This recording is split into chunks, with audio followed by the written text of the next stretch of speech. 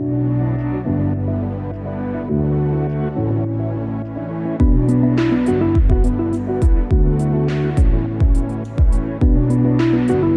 er bara þjálfunartækifæri og við fáum í rauninni bara tækifæri til þess að verða betri í klíník sem er náttúrulega markmiðið undir bara öflugri handleiðslu. Það að vinna undir handleiðslu fyrir sálfræðinemana hérna er svona tækifæri fyrir þá að nýta það sem þeir læra í tímanum. Ég held að það sé bara með öllu ógerlegt að verða sálfræðingur ef þú hefur ekki klíníska reynslu. Ég er þeim til stuðnings í þessu meðferðarferli að fást við alvöru vandamál.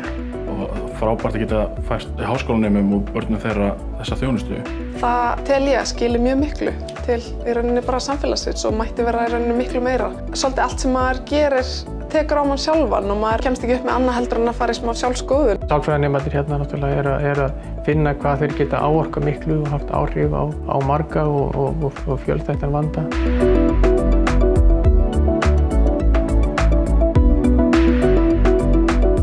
Þannig að fá þig innsýn í raunverulega álitamál og geta farið að beita lögfræðinni sem hjálpar þeim áfram. Þá veitir þetta í rauninni okkur bara virkilega góða þjálfun í að leysa úr lagalegum álitaefnum.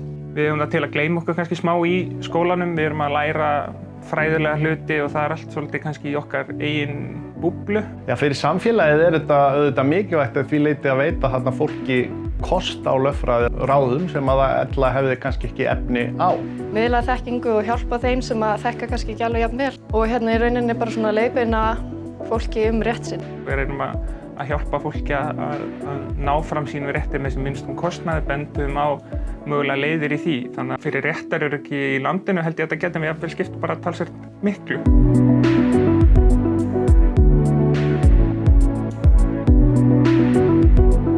Við gegnum mjög mikilvæg hlutverki í samfélaginu af því að við erum að sinna þessum hópum sem standa kannski svolítið út undan. Tannlækningar ganga náttúrulega út á það að gera við tennur og maður verður að geta upplifað það áður en maður fer að vinna við það. Mjög mikilvægt áður en þú þarft að taka fulla ábyrgð á öllu sem þú gerir að hafa fengið að snerta þetta í höndunum. Það dugar semst ekki bara að æfa sig á plasttönnum. Maður verður að æfa sig á fólki með tilfinningar og fólki sem þarf að tala við og ræða við og svo framvegis. Kennarinn stendur alltaf mjög tryggur við hliðina á manni og eru með sérfræðinga sem að kenna okkur, gefa sér tíma frá vinnu til þess að leiðbeina okkur.